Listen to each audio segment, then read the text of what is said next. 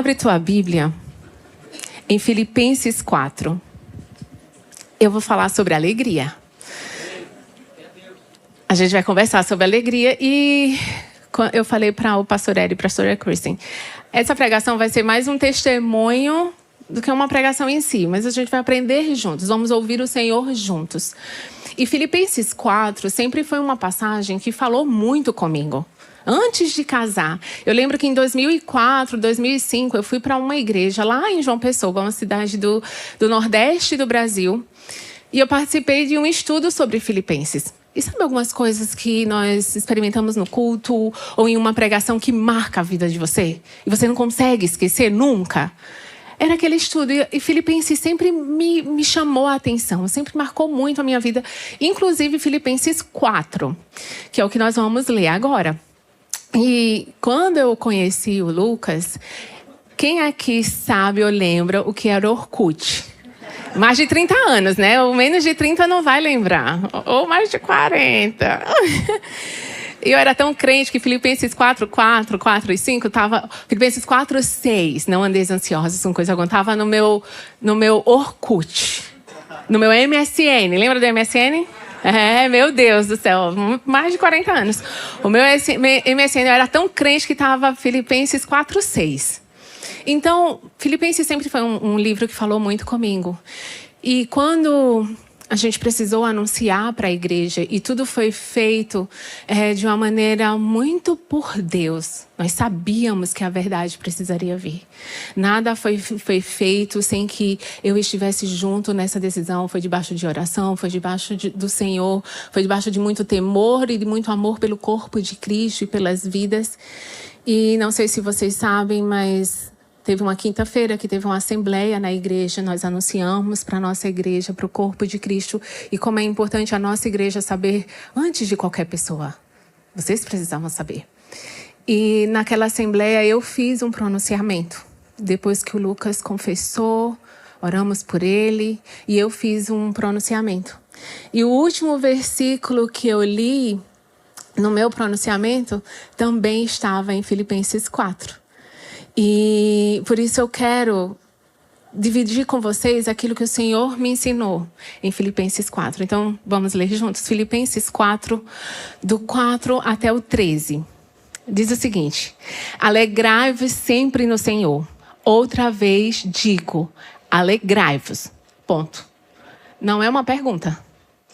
É uma ordem. Não é uma sugestão. Ele está falando, alegrai-vos. Muda essa cara. Alegrai-vos. Muda esse coração. Alegrai-vos. 5. Seja a vossa moderação conhecida de todos os homens. Perto está o Senhor. Não andeis ansiosos de coisa alguma. Em tudo, porém, sejam conhecidas diante de Deus as vossas petições pela oração e pela súplica com ações de graça. E a paz de Deus, que excede todo o entendimento, guardará o vosso coração e a vossa mente em Cristo Jesus. Finalmente, irmãos, tudo que é verdadeiro, tudo que é respeitável, tudo que é justo, tudo que é puro, tudo que é amável, tudo que é de boa fama, se alguma virtude há, se algum louvor existe, seja isso que ocupe o vosso pensamento. O que também aprendestes e recebestes e ouvistes e vistes em mim, isso praticai. E o Deus da paz será convosco. Alegrei-me sobremaneira no Senhor, porque agora, uma vez mais, renovastes ao meu favor o vosso cuidado, o qual também já tinhais antes, mas vos faltava oportunidade. Digo isto não por causa da pobreza, porque aprendi a viver contente em toda e qualquer situação. Tanto sei estar humilhado, como também ser honrado. De tudo e em todas as circunstâncias já tenho experiência, tanto de fartura como de fome, assim de abundância como de escassez. Tudo posso naquele que me fortalece. E foi assim que eu terminei o meu pronunciamento. Tudo posso naquele que me fortalece. E quando eu comecei a orar sobre a pregação daqui, o Senhor me falou, tá, dia 24 de outubro, uma semana depois de que tudo aquilo aconteceu, eu estava em João Pessoa, na casa da minha mãe, No dia 26, na verdade, eu estava assistindo o culto da Zion, que o pastor Teófilo estava pregando sobre poda. E eu falando, Senhor, pensa numa poda grande. E depois de uma grande poda, veio o quê? Uma grande colheita. Eu falei, em nome de Jesus, vamos produzir fruto em nome de Jesus. Na minha vida, na vida dos meus filhos, na vida da igreja. Em nome de Jesus, inclusive na vida do Lucas. Que haja fruto em toda essa dor. E naquele domingo eu estava assistindo o culto do pastor Teófilo, estava vendo ali a Zion, e o Senhor me falou, escreve um diário. E eu falei, nossa, é verdade, eu preciso escrever, até porque hoje em dia, né, com tanto fake news, vai saber o que vão contar.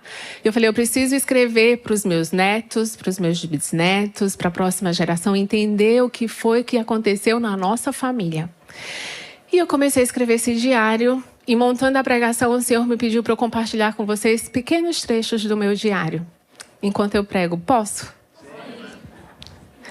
Gente, o apoio já deixou um monte de lenço aqui. Vocês são demais. Mas, ó, eu tô de parabéns. Senhor, obrigada.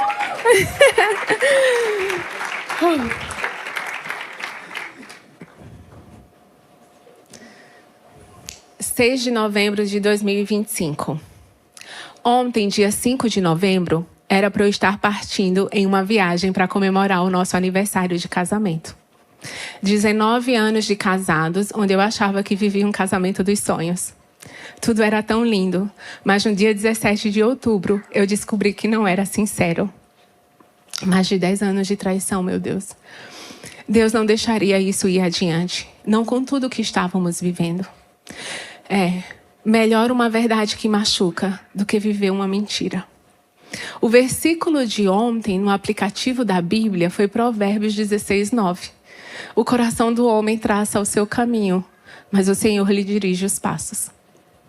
Bibi mandou o versículo no nosso grupo do WhatsApp. Eu tenho um grupo, eu, Mateus e Bibi. Realmente é uma verdade na nossa vida. Eu, Mateus e Bibi estamos indo para uma jornada nossa com o Senhor. Agora Jesus é o sacerdote da nossa casa. Hoje, dia 6 de novembro, vamos embarcar para Lisboa. Um tempo novo. Estava chorando ontem antes de dormir e o Senhor me lembrou de Salmos 35. Ao anoitecer pode vir o choro, mas a alegria vem pela manhã. Passou. A gente é humano, gente. É incrível ver como o Senhor está constantemente falando durante todo esse processo. Hoje de manhã acordei bem cedo, não consegui dormir mais. Vi o versículo de hoje no aplicativo da Bíblia. Que grata surpresa. Jeremias 29, 11. Eu é que sei que pensamentos tenho a vosso respeito, diz o Senhor. Pensamentos de paz e não de mal. Para vos dar o fim que desejais. Obrigada, Senhor, por falar comigo. A alegria veio pela manhã. Obrigado.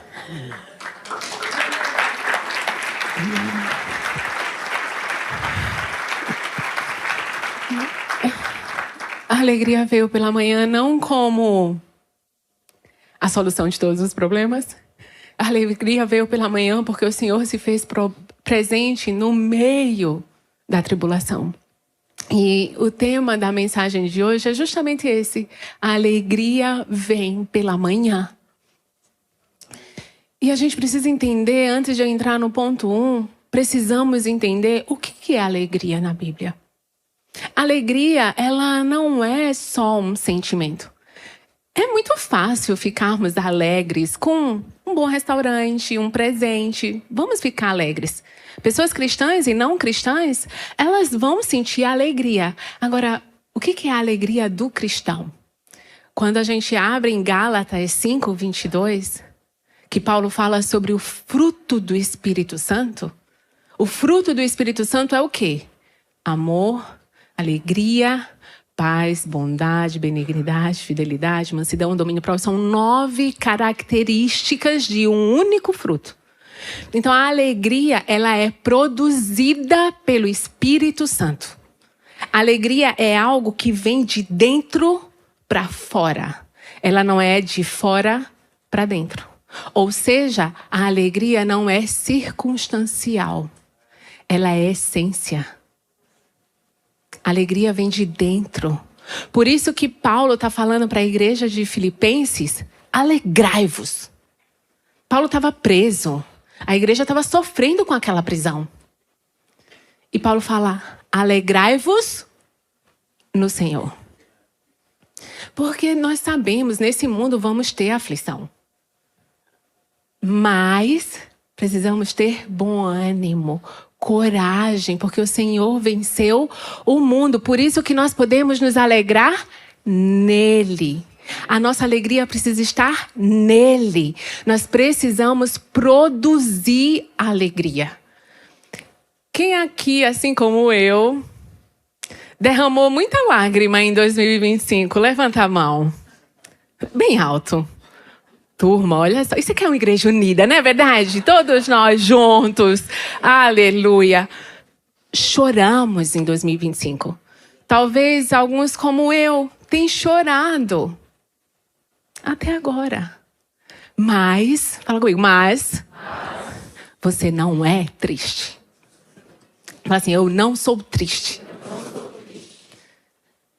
A alegria faz parte da tua identidade. Eu sou alegre e tenho momentos de tristeza. É completamente diferente de você ser triste. Como cristão, nós precisamos ser alegres no Senhor. Só que nós precisamos entender que a alegria é fruto. E fruto vem de maturidade. Fala comigo, maturidade. Uma árvore pequenininha, ela não vai, só se for um bonsai, né? Que ela é ali manipulada para produzir fruto mesmo pequena. Mas naturalmente uma árvore ela precisa de amadurecer para gerar frutos. Então o fruto do Espírito Santo ele vem de uma maturidade espiritual. Quanto mais maduro espiritualmente você for, mais você vai produzir fruto do Espírito. Então, a alegria da Bíblia, a alegria do Senhor, é uma alegria que ela é gerada, produzida. E os 4 pontos que eu quero trazer hoje para vocês é como? Como que nós podemos gerar esse fruto? Porque é fácil falar, alegrai-vos. E você fala... Eu lembro quando as crianças eram pequenininhas que ficavam resmungando, sabe? Não sei o que. Eu falei, a Bíblia fala que a tristeza faz a gente adoecer.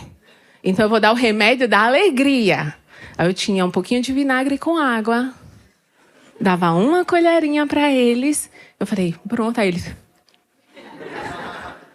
Era a alegria que vinha de fora para dentro. Porque eles não tinham maturidade espiritual. Nós somos maduros espiritualmente, em nome de Jesus. E nós precisamos entender dessa produção de alegria de dentro para fora. Agora, como? E aí, quando nós lermos o versículo 5, a gente começa a entender o como nós vamos produzir alegria. E uma coisa que eu quero declarar aqui nesse púlpito para 2026... é que em 2026, a Zion vai ser conhecida como a igreja que produz alegria. Em nome de Jesus. Nós não nos movemos por circunstâncias. Nós nos movemos por propósito.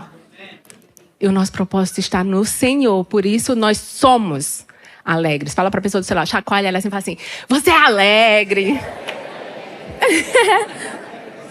Somos alegres, em nome de Jesus.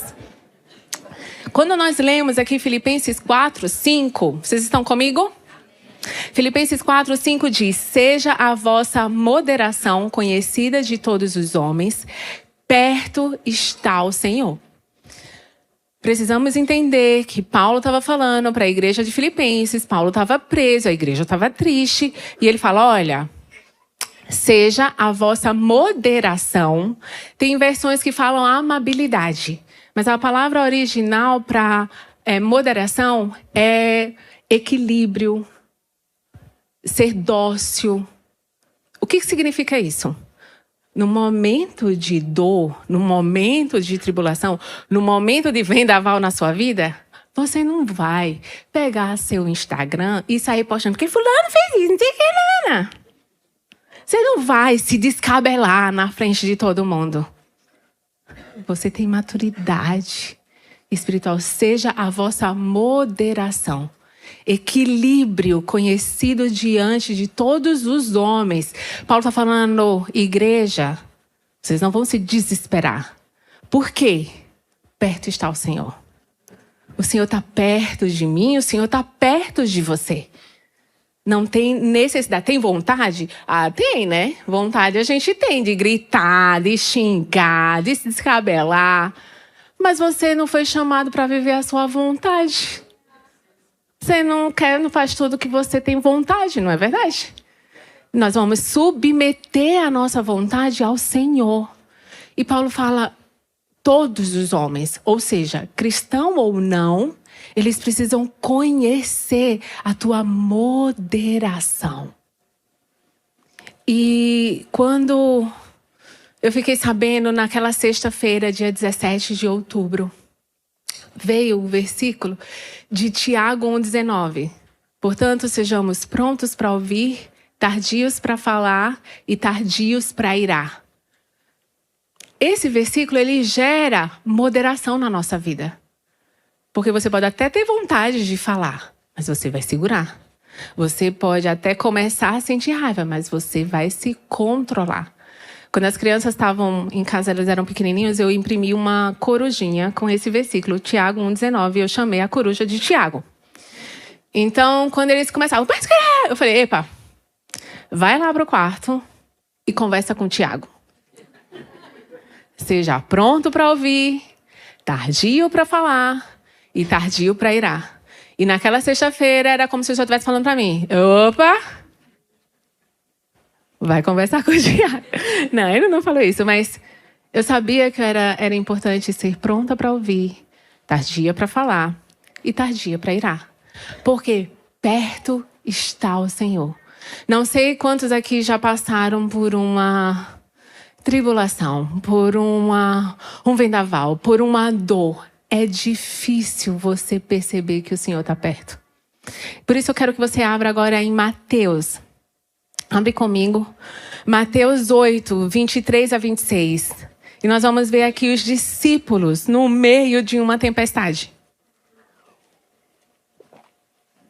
Se Paulo precisou falar para Filipenses que o Senhor estava próximo, perto está o Senhor, é porque eles não estavam percebendo. Ou eles precisavam ser relembrados de que o Senhor estava perto. E quando a gente vê aqui Mateus 8, 23 a 26, diz: entrando ele no barco, seus discípulos o seguiram. Vocês estão comigo? De repente, uma violenta tempestade abateu-se sobre o mar, de forma que as ondas inundavam o barco. Jesus, porém, dormia. A tempestade, ela chega de repente. Você não espera. Naquela sexta-feira, dia 17 de outubro, eu cheguei naquela sala. O pastor Teófilo e a pastora Júnia falaram que queriam ter uma reunião comigo e com o Lucas. E eu fui para aquela reunião. Gente, eu achava que eu ia ser enviada para alguma Zion. Eu falei, nossa, vamos ser enviados para alguma Zion. Ou é sobre o projeto para 2026. Vamos receber vários pastores na nossa igreja. Então, o Theo e a Júnia querem falar sobre como que vai ser o ano de 2026. Eu pensei em muitas coisas, menos numa tempestade. E aí, de repente, pá! Vem aquele vento e a destruição, e aí você não consegue enxergar mais nada. Você não consegue ver mais nada, você não consegue sentir mais nada, só dor. E aqui os discípulos, eles estão com Jesus no barco. E vem a tempestade, porém aqui fala que Jesus dormia. Muitas vezes, quando nós estamos enfrentando tempestades, a sensação que nós vamos ter é que Jesus está dormindo. Mas Jesus está no barco, ele está perto. Ele está lá. E olha o que acontece. Os discípulos foram acordá-lo, chamando: Senhor, salva-nos, vamos morrer. Drama, mas bora. Ele perguntou: Por que vocês estão com tanto medo, homens de pequena fé? Jesus estava no barco. Jesus já tinha feito milagres. Eles sabiam, ou deveriam saber quem era Jesus. Mas eles viram, ou eles perceberam que Jesus estava dormindo. Jesus não estava lá vendo a tempestade. Meu Deus, meu Pai. Ele estava descansando. O medo, ele é o oposto da fé. Quanto mais fé nós temos, menos medo nós vamos sentir. Por isso que Jesus fala, homens de pequena fé. Jesus está falando, vocês não lembram quem eu sou? Vocês não sabem quem eu sou? Era para vocês estarem tranquilos no meio da tempestade. Só que Jesus estava dormindo. Quando nós estamos no meio da tempestade, naquela sexta-feira, e nos dias seguintes, a sensação que eu tinha é que eu estava realmente numa tempestade, onde você não consegue ver, nem sentir. E eu lembro que na sexta-feira à noite, eu fui dormir chorando. E eu falava assim, Deus, por favor, eu só preciso de um abraço. Jesus, por favor, só aparece aqui, só me dá um abraço. E eu não sentia nada. Eu não ouvia nada. Eu falava, Deus, eu ensinei tanto que a gente não se move por sentimentos, mas eu estou me sentindo sozinha. E eu falava, eu não posso me mover por sentimentos. Eu preciso crer que o Senhor está perto. E quando a gente está no meio da tempestade, parece que é uma briga daqui com aqui. E aqui está tentando falar, e aqui está tudo bagunçado, e aqui está tudo machucado. E eu falava, Deus, cadê o lenço? Deus. E eu achava que naquele quarto eu ia ver uma nuvem de glória. E Jesus ia aparecer, ia me colocar no colo, ia falar assim, filha, vai ficar tudo bem. Você cria expectativas. E eu estava criando expectativas em algo que aparentemente era bom. Mas nada. No sábado de manhã, eu acordei e eu falei, tá, eu preciso ler a Bíblia. Bom, né? Falei, deixa eu fazer devocional. Não tinha conseguido dormir, acordei não, né? Não dormi, levantei. Não consegui dormir aquela noite, levantei e fui fazer o devocional de Charles Spurgeon, que era um devocional, um livro que nós temos em casa, que inclusive o Mateus ganhou, e estava ali aquele devocional. Eu falei, deixa eu ler o devocional de hoje. Quando eu abri o devocional daquele dia, 18 de outubro, o devocional da manhã, no devocional de Charles Spurgeon tem o devocional da manhã e da noite. O devocional da manhã estava falando sobre Saul, que era melhor obedecer do que sacrificar. E no devocional da noite, estava falando sobre o poder da oração. E eu falava, Deus, eu quero orar. Eu quero fazer aquelas orações lindas, sabe? De ficar orando e tudo. Mas eu não consigo. Eu só conseguia falar, Deus me ajuda e Jesus me ajuda. As únicas duas coisas que eu conseguia falar. Eu falava, eu não consigo orar. Eu não conseguia colocar nenhuma música de adoração em casa. E eu falava, eu sei que eu tenho. E eu sei que eu preciso fazer isso. E eu sei que o Senhor está perto, mas eu não consigo ver, eu não consigo sentir. E eu estava terminando de fazer o devocional e nessa minha oração, sei lá do que, com o Senhor, o pastor Eri me manda uma mensagem. E ele me pergunta, Jaque, como que tá? Como que foi a noite? E ele falou, olha, eu estava fazendo devocional agora e o Senhor me falou sobre Saul. Quando ele falou isso, eu falei, Deus, eu tô te ouvindo? Não, sério. Sabe quando você está no meio de uma tempestade, você não consegue mais nem achar Jesus. E o meu medo era dele estar longe. Eu falava, Senhor, o Senhor está longe. O Senhor não está aqui.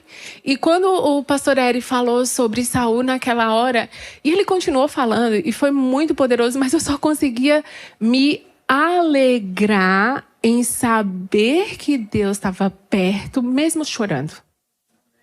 Faz sentido, gente? E aquilo me trouxe alegria. Gerou alegria por saber que o Senhor estava perto. E quando a gente vê os discípulos aqui, eles estavam com Jesus fisicamente no barco. E mesmo assim eles sentiram medo. Então, o medo ele pode vir na nossa vida, mas ele não pode nos dominar. Ele não pode roubar a nossa fé. Por isso que nós precisamos procurar onde Jesus está. Nós precisamos ver onde Jesus está. Então, a tempestade, ela chega de repente. Mas o Senhor também chega de repente para nos socorrer. Em pequenos momentos assim, que de repente você percebe, opa, o Senhor está aqui. E Mateus, você não precisa abrir, mas eu tenho algumas passagens aqui que falam sobre o de repente de Jesus. Ou de repente do Senhor. Mateus 28:9 diz, de repente Jesus as encontrou e disse, que é na ressurreição de Cristo. Aquelas mulheres estavam chorando porque Jesus tinha sumido. O corpo de Jesus tinha aparentemente sido roubado. De repente Jesus as encontrou e disse, salve. Elas se aproximaram dele, abraçaram os seus pés e o adoraram. Atos 2:1-2 diz, ao cumprir-se o dia de Pentecostes, estavam todos reunidos no mesmo lugar. De repente veio do céu um som como de um vento impetuoso e encheu toda a casa onde estavam assentados. Atos 16:25-26 diz, por volta da meia-noite, Paulo e Silas oravam e cantavam louvores a Deus e os demais companheiros da prisão escutavam. Isso depois de eles terem apanhado, serem machucados, feridos. Poderiam estar chorando em posição fetal. Não estavam, escolheram adorar. De repente sobreveio tamanho terremoto que sacudiu os alicerces da prisão, abriram-se todas as portas e soltaram as cadeias de todos. Atos 16 foi quando a igreja de Filipe começou. Paulo escreve para Filipenses, e em Filipenses estava Lídia. A jovem liberta do espírito de adivinhação estava ali em Atos 16-18. A família do carcereiro, Atos 16:27-34. E Paulo estava preso. Ele foi preso várias vezes. E a igreja, Paulo está falando para a igreja, alegrem-se no Senhor. Perto está o Senhor. E hoje o Senhor está falando para mim e para você. Alegre-se no Senhor. Perto Ele está de nós. Amém, gente? Nós precisamos ter essa certeza todos os dias da nossa vida. E aí foi quando isso aconteceu no sábado e eu falei, tá bom. Eu preciso ver o Senhor perto. Eu preciso perceber o Senhor perto de nós. Eu contei aqui na palavra de oferta em dezembro. Não sei se alguém estava aqui nesse domingo. E na palavra de oferta eu conto que eu estava saindo de casa no carro com as crianças. E ao sair no carro eu coloco uma música pela primeira vez e toca Firme Fundamento. Que Jesus é o nosso firme fundamento. Que pode vir a tempestade, mas Ele não vai falhar em nos guardar. E aquilo para mim foi de novo o Senhor mostrando, eu estou perto. E nós agradecemos ao Senhor e vem essa alegria sobrenatural na nossa vida. Uma alegria de dentro para fora. E de lá nós fomos para João Pessoa, de João Pessoa nós pegamos o voo em Recife para cá. Quando eu cheguei em Recife, o pastor Veiga, da Zion Recife, foi nos receber, nós almoçamos com ele. E eu tinha dito para as crianças, antes dessa nossa saída de casa, eu falei, olha crianças, o papai ele está indo no processo dele, o Lucas está lá na África no processo dele com o Senhor. E eu falei, agora somos eu e vocês e o Senhor como nosso sacerdote. O papai, ele cuidava de todas as finanças, né? Eu vivia em casa, eu já falei aqui, brincando algumas vezes no workshop de família, nós vivíamos em casa um workshop. O meu marido work e eu shopping.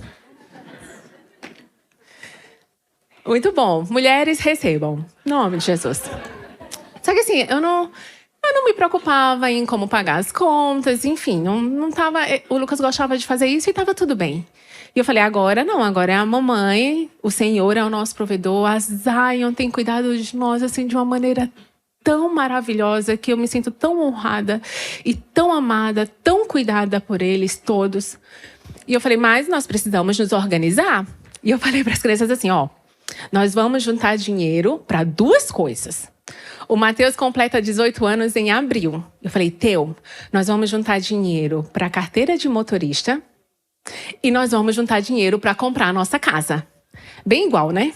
O valor tá ali. Mas eu falava para eles, olha, se Deus der a carteira de motorista, Deus vai dar a casa. Porque a quantidade é indiferente para o Senhor. O que é o valor de uma casa, o valor de uma carteira, o valor de um carro? Não. Eu falei, se ele der um, ele dá o outro. Amém? Vocês estão aprendendo? Amém. Aí fomos para Recife, o pastor Veiga foi almoçar conosco e o Veiga falou assim, ô Mateus, quantos anos você tem?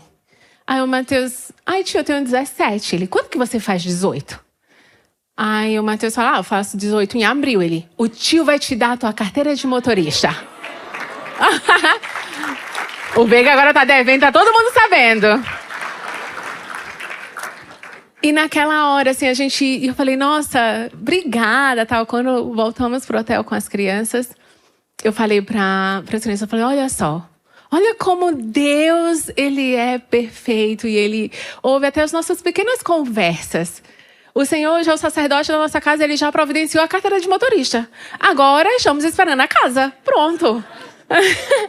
Mas essas coisas pequenininhas, nós precisamos ser intencionais em ver o Senhor perto da gente.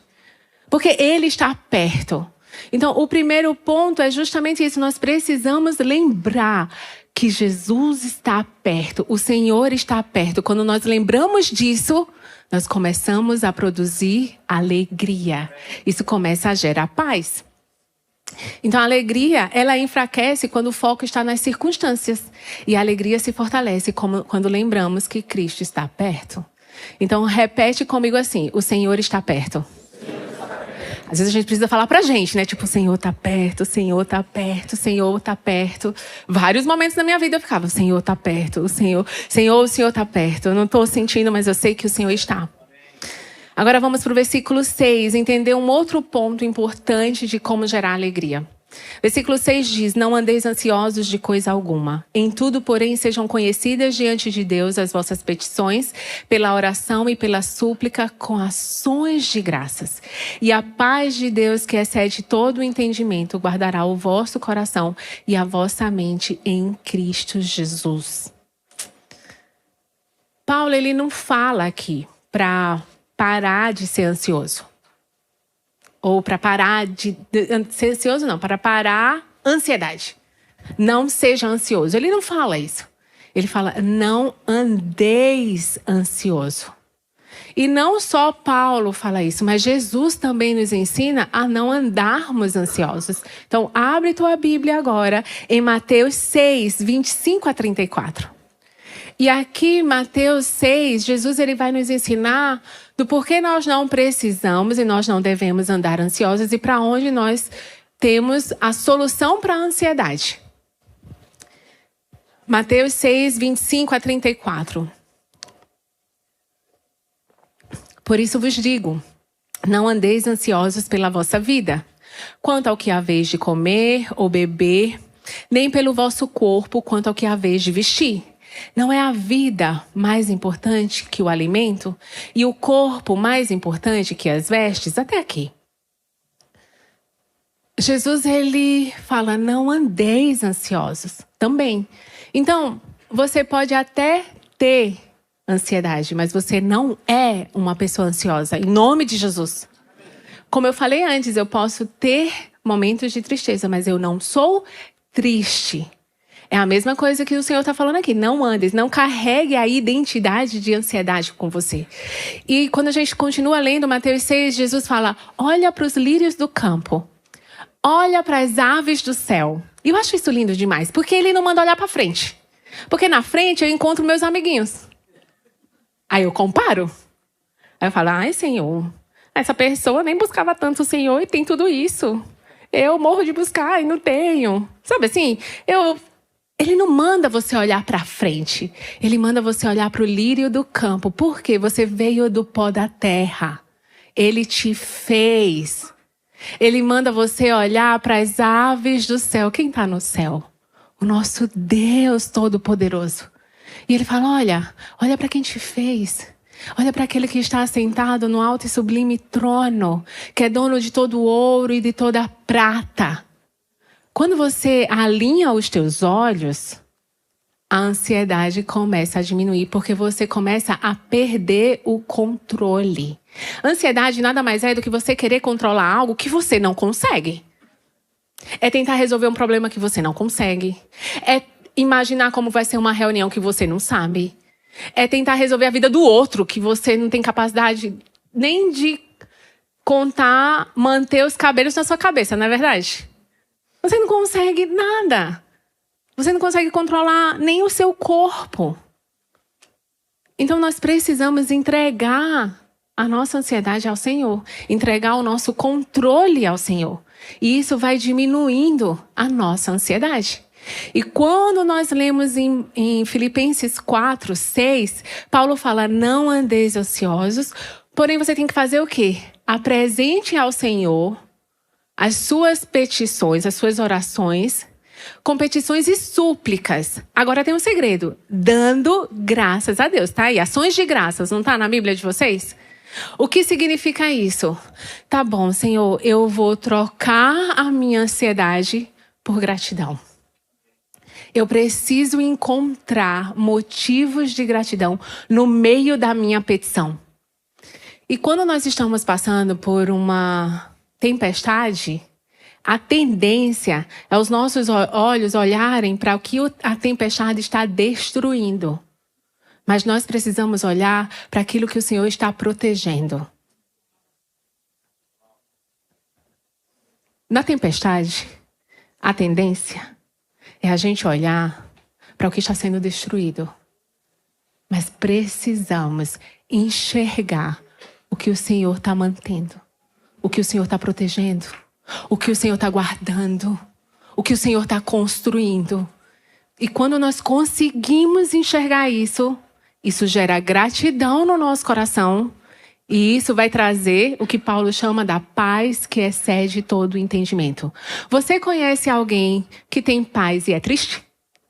Não, se você tem paz, você automaticamente produz alegria. É a mesma coisa de você não ter paz. Você tira a paz, você coloca tristeza. Vocês estão comigo? Então, gerar motivos de alegria no meio de uma tempestade é fácil, gente? Te prometo que não. Mas quando nós estávamos ali no meio daquela tempestade, que o Senhor me lembrou de Filipenses 4, 6. Não andem ansiosos. Por quê? Porque eu comecei a pensar, meu Deus, tá bom, o que vai ser? Como que vai ser esse processo? Quanto tempo vai durar? E os meus filhos? E as crianças da igreja? E os adolescentes? E os jovens? E você começa a pensar, e aquela ansiedade, ela começa a vir. E aí eu lembrei, não, eu preciso suplicar com ações de graças. Então o que eu posso agradecer? E eu comecei a agradecer. Comecei a agradecer que o Senhor nos fez enxergar aquilo antes de a gente descobrir, talvez por redes sociais. Imagina a dor que seria de nós descobrirmos, porque o Teófilo chamou o Lucas numa sala, porque tinha um vídeo dele parado em uma boate. Eu não estou nas redes sociais, mas óbvio que eu sei que devem ter falado um monte de coisas. Mas ele estava parado numa boate. E ali naquela conversa o Teófilo confrontou o que um pastor estava fazendo naquele lugar. E ali o Lucas contou que realmente tinha ido lá. E ele confessou e o Teófilo começou a perguntar, e o que mais? E eu lembro que quando o Teófilo perguntou assim, Lucas, você traiu sua esposa? Eu tinha certeza que o Lucas ia dizer que não. Porque ele era um homem temente a Deus. Ele era um pastor de uma igreja. Nós não brigávamos, nós estávamos indo viajar para comemorar 19 anos de casados. Os meus filhos nunca viram a gente brigar. Então eu tinha certeza que ele ia falar que não. E daí ele fala que sim. E cada coisa que ele ia contando era como se meu coração fosse se quebrando cada vez mais. Até que eu olhei e eu falei assim, meu Deus, o Lucas ia pro inferno. Eu ia chegar um dia no céu com as crianças e eu não ia encontrar um pastor que fez tanta coisa boa, mas que não tinha o seu coração alinhado com o Senhor. Estava em um pecado profundo. E naquela hora, eu comecei a falar, Deus, eu sei que é a coisa mais difícil que nós estávamos passando, mas é melhor uma verdade que dói, que liberta, do que uma pessoa ficar aprisionada no pecado o resto da vida. E eu falei, Deus, o Lucas estava indo para o inferno, mas agora ele está tendo a oportunidade de confessar o seu pecado. E a Bíblia fala que é aquele que confessa e deixa, alcança a misericórdia. E a nossa oração é que ele confessou, que ele deixe e seja alcançado pela misericórdia do Senhor. E naquela hora eu comecei a agradecer. Eu falei, Deus, obrigada porque o Senhor trouxe essa verdade. Obrigada porque ele estava indo para o inferno e agora ele tem a oportunidade de ter um novo nascimento de novo. E ter um encontro com o Senhor. Obrigada porque os meus filhos já são adolescentes. Eles já têm certa maturidade para aguentar tudo isso. Obrigada porque a Jaqueline de mais de 10 anos atrás com certeza não ia aguentar esse baque agora, mas o Senhor me fortaleceu todos esses anos. O Senhor tem sido a rocha forte nos meus pés e na minha casa, porque eu sabia que o Senhor não ia permitir, com tudo aquilo que a gente estava vivendo. Quando eu descobri, eu falei, é lógico que isso ia aparecer. Deus não ia permitir isso ir adiante. E obrigada, Senhor, porque eu fui pego de surpresa, o Eri foi pego de surpresa, a Júnia, o Theo, todos nós fomos pegos de surpresa, mas o Senhor não. O Senhor não foi. O Senhor conhece tudo e todos. E isso gera gratidão, e a gratidão gera alegria e paz. Eu não sei como que vai ser daqui para frente. Mas uma coisa eu sei, eu precisei entregar o controle da minha vida ao Senhor.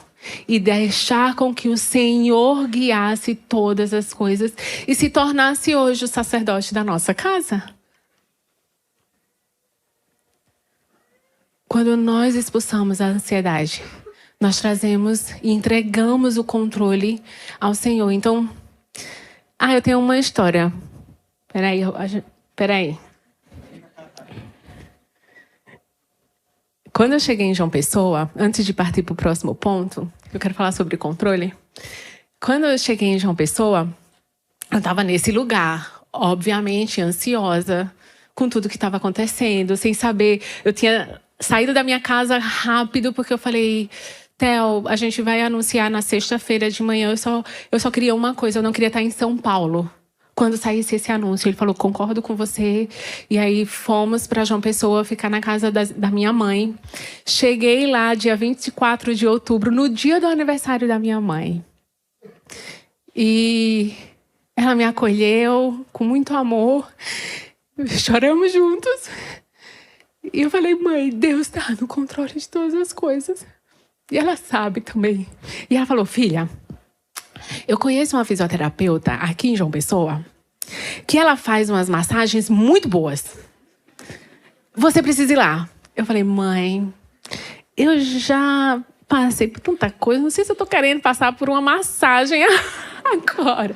Ela não vai, que é muito bom, ela encontra pontos de tensão e aí você vai ficar bem. Eu falei, tá bom, deixa eu ir lá, né? Quando a mãe pede, a gente vai. Quando eu cheguei lá, era uma microfisioterapia. Eu cheguei na sala, tinha uma maca que tinha espaço para colocar as mãos, tipo uma cruz. Eu já fiquei, ai, Senhor, eu blindo meu corpo, cobre aqui, sela aqui, sela aqui.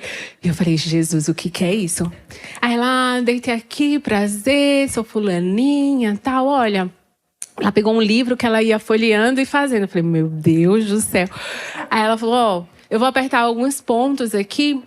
E aí eu vou soltando esses nós, que é de tensão, de dor, porque nós sabemos que o corpo absorve muita coisa, e isso gera algumas doenças no futuro, então nós vamos soltando esses nós agora.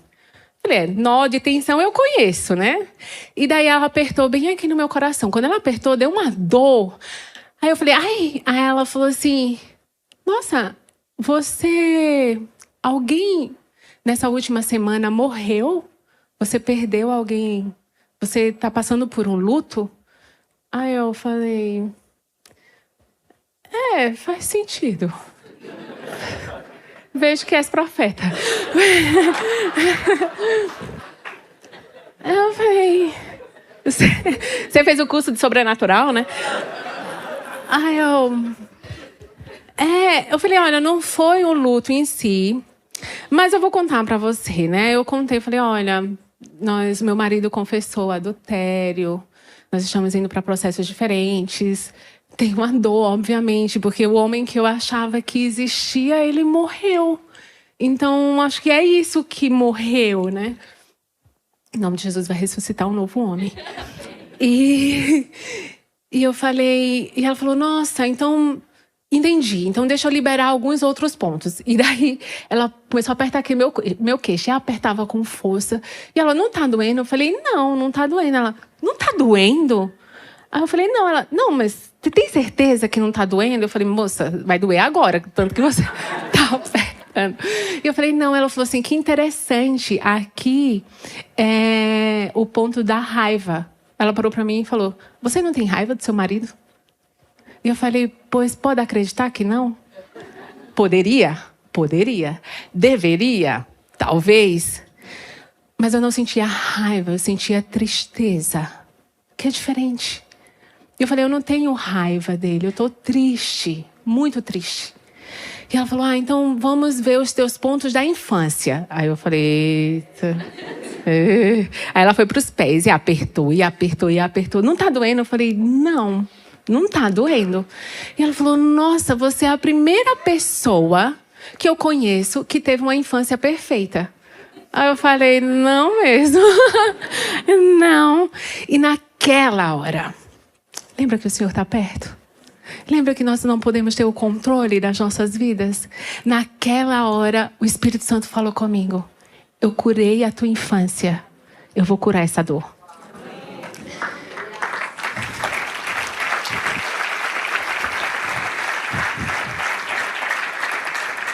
E eu falei, moça, eu já entendi, já posso ir embora.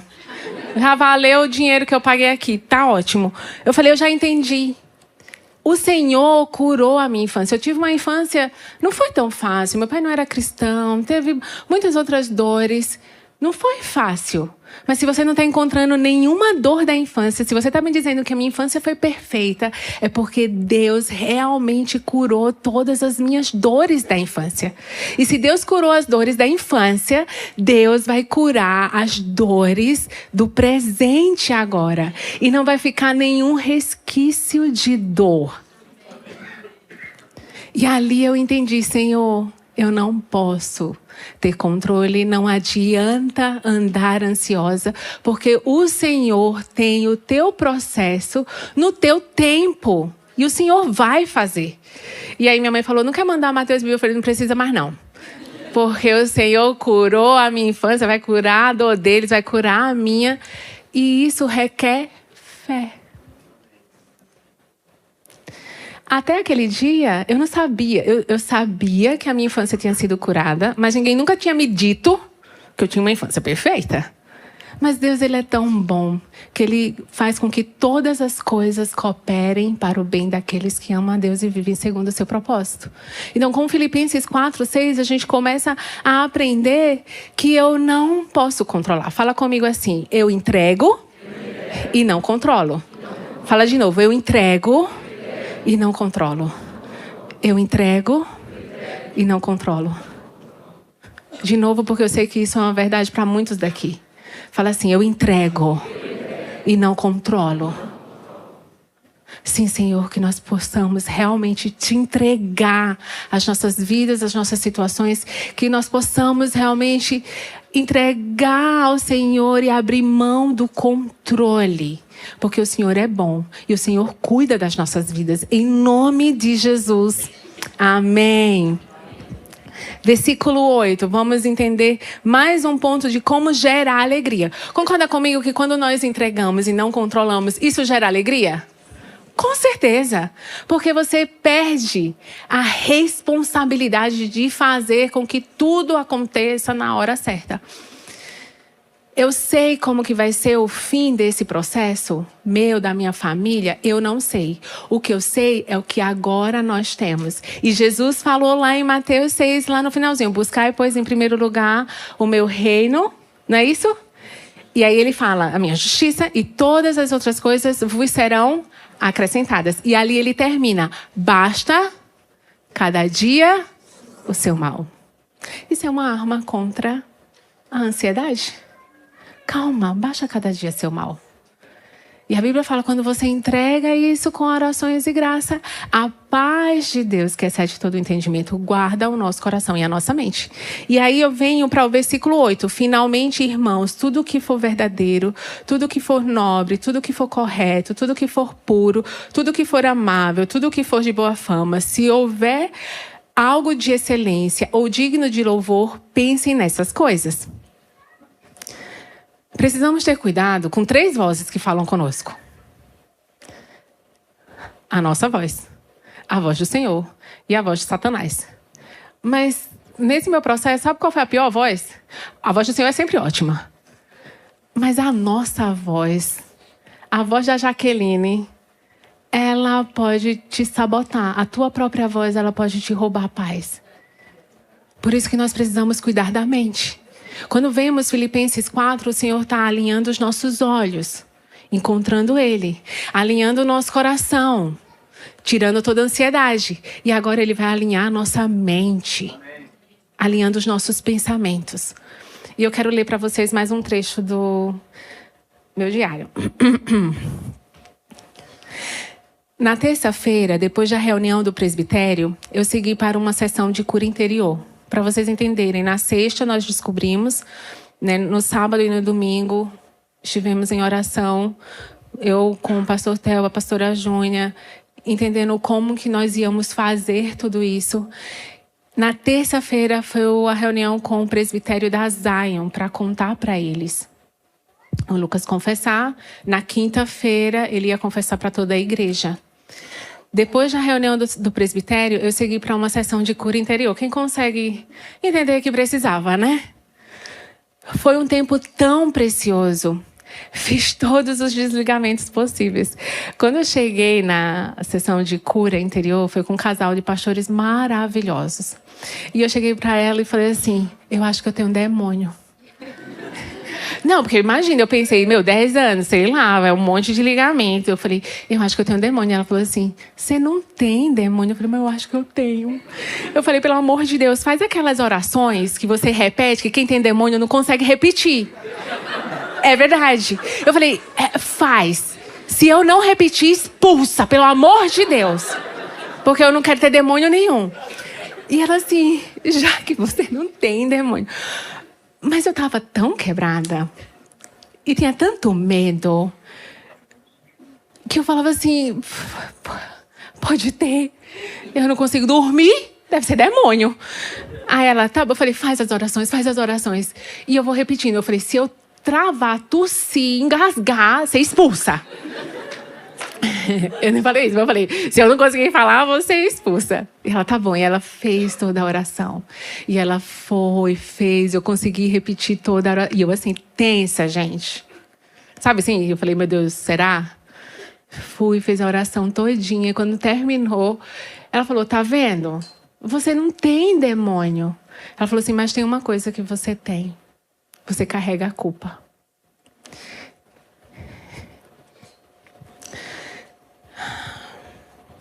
Recebi oração com óleo da unção, oramos pelo meu corpo, mente, e foi pedido para o Senhor tirar toda a culpa e peso que eu carregava. Sim, eu me sentia culpada. Ficava pensando onde foi que eu errei, o que eu não vi, não fiz ou fiz de errado. Mas aí entendi que eu não tinha culpa. E Jesus trocou o fardo que eu carregava pelo fardo dele. Senti a forte presença de Deus e fui para casa. Orei pelas crianças antes de dormirmos. Ungi Mateus e Bibi mais uma vez com o óleo da unção. Orei por suas mentes, corpinhos e também fiz declarações sobre a vida deles. Quando eu me deitei, já eram 2 horas da manhã. Orei e pedi a Jesus para dormir comigo ali, para Ele me fazer companhia.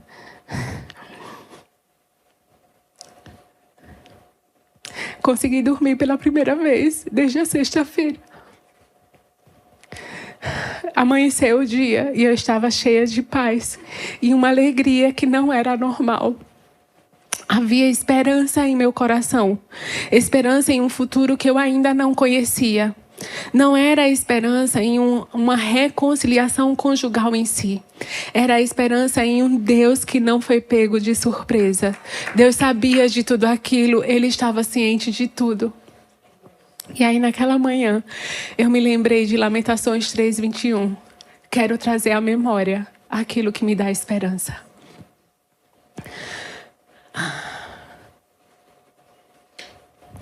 Às vezes pode parecer que Jesus está dormindo.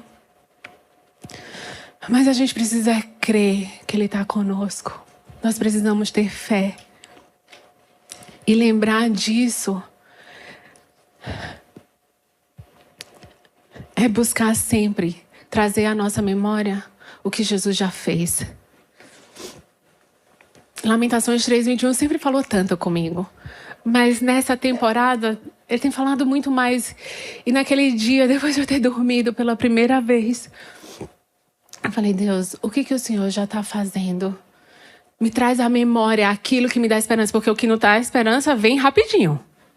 A gente tem que pedir ao Senhor, né? Se Jeremias estava orando, falando, quero trazer à memória aquilo que me dá esperança, é porque naturalmente, gente, tem vozes que vêm na nossa vida para tirar, roubar a esperança. E nós precisamos discernir essas vozes na nossa mente. E aí eu lembrei que 12 dias antes daquele dia 17, nós estávamos em Recife, ministrando para famílias. E no final daquela ministração, um grupo do G52 se reuniu para orar por mim. E uma menina, 12 dias antes de tudo aquilo, uma menina orou por mim e falou assim, pastora, eu estou vendo o Senhor trocando a tua armadura por uma armadura de diamante. E eu falei, eita caramba. Eu lembro que eu falei, eu tenho esse áudio gravado. E eu falei, nossa, a batalha vai ser grande, porque diamante é a substância mais forte que existe. E ela falou, o Senhor está trocando a tua armadura por diamante e o Senhor está trocando os teus anjos. E naquele dia eu entendi, eu falei, Deus, a força que eu estou sentindo, essa blindagem, era como se eu estava numa tempestade, mas ao mesmo tempo eu sentia uma proteção sobrenatural. Faz sentido, gente? E eu falava, eu estou vestida com uma armadura de diamante. Nada entra no meu coração. Nada entra na minha mente. E isso firma os meus pés na rocha.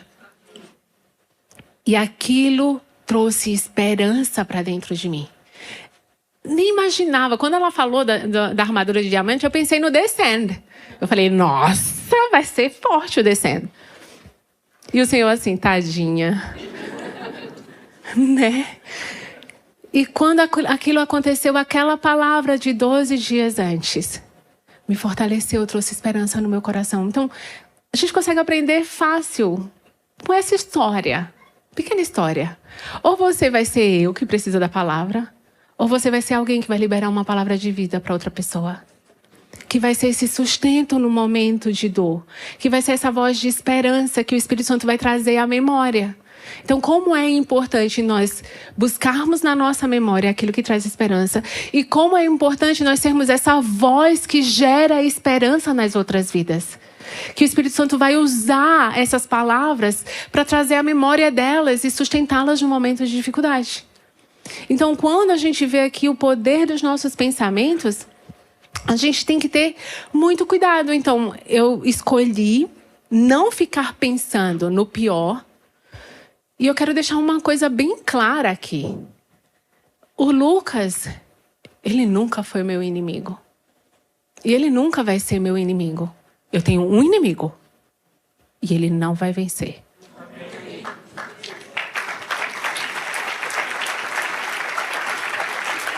A nossa luta não é contra a carne nem sangue. É contra principados e potestades. Satanás é meu inimigo. E aqui não, Satanás. Nós precisamos ter essa consciência na nossa vida. Nós precisamos entender quem nós somos, a situação que nós estamos vivendo e as batalhas que nós vamos enfrentar na nossa mente. Por isso que nós temos o capacete da salvação, que protege a nossa mente, com o entendimento de que o Senhor nos salvou. Nós precisamos olhar para Ele, ver o que Ele está fazendo, sentir o que Ele está produzindo e guardar a nossa mente com pensamentos dEle. Amém, gente? Então, quando nós entendemos isso, nós entendemos que a nossa mente é um campo de esperança. E não de desesperança, de dor, de frustração. Então, fala comigo, é o meu terceiro ponto. Fala assim, minha mente é campo de esperança. Bora lá, põe a mão na cabeça. E fala, minha mente é campo de esperança. Isso gera alegria. Quando nós escolhemos. E eu tanto escolho não pensar no pior, como também eu escolho não fantasiar um futuro. Sei do futuro? Não sei. Sei nem dia de amanhã. Agora, quando nós entendemos que o Senhor está no controle, não há pressa para o processo do Senhor. Não tenho pressa para aquilo que o Senhor vai fazer na nossa família. Uma coisa eu sei, que hoje somos eu, Mateus e Bibi e o Senhor. Como que vai ser amanhã? Não sei. Mas na minha boca eu não vou declarar nada que não venha do Senhor. O que eu declaro é que Deus é bom, que Ele é poderoso. Deus, Ele é um Deus que restaura vidas. Deus é um Deus que nos leva para a eternidade. Então a minha vida não é só aqui. A minha vida é para a eternidade. Deus tem planos e projetos para a minha vida, para a nossa vida hoje. Deus tem planos e projetos para Zion hoje. E isso gera esperança porque eu preciso obedecer hoje. Eu preciso agir hoje, porque basta cada dia seu mal. Então, o terceiro ponto que gera alegria é justamente isso. A minha mente é campo de esperança. E o nosso último ponto está no último versículo. Tudo posso naquele que me fortalece. No sábado, no dia 18, na sexta-feira, quando a gente soube, no sábado, dia 18, uma pessoa muito próxima, uma pessoa que eu amo muito na Zion, ela me escreveu e falou assim, pastora, eu não sei o que está acontecendo. Eu não faço ideia do que está acontecendo, mas eu só quero te lembrar o significado do seu nome. Jaqueline significa aquela que supera. E eu falei, nossa, aquilo para mim foi um bálsamo. O Senhor falando de novo, sabe assim? O Senhor mostrando que está perto. Eu falei, nossa, verdade, meu nome significa aquela que supera. Eu vou superar. Vai ficar tudo bem, é isso, eu preciso me segurar nisso. E durante esses meses aqui, eu entendi que eu não vou superar por conta do meu nome. Mas Filipenses 4... no versículo que a gente acabou de ler, fala, tudo posso, 13, tudo posso naquele que me fortalece. Posso não é você declarar, tudo posso, então eu posso ter um carro BMW, então eu declaro um BMW na minha vida. Não é isso não é bíblico. O que tudo posso, que Paulo está falando aqui, é de tudo suporto. Ele está falando, eu aguento fome, eu aguento humilhação, tudo posso naquele que me fortalece. Tudo suporto naquele que me fortalece. Tudo supero naquele que me fortalece. E isso gera alegria. Saber que não é na nossa força, não é no nosso jeito, não é na nossa vontade, mas nós vamos aguentar, nós vamos superar, porque nós estamos em Cristo. E aí eu entendi que eu vou superar e que a minha alegria não está em ser Jaqueline. A minha alegria está em ser cristã. Ser cristã. O Senhor nos chama a sermos verdadeiramente cristãos. Genuinamente.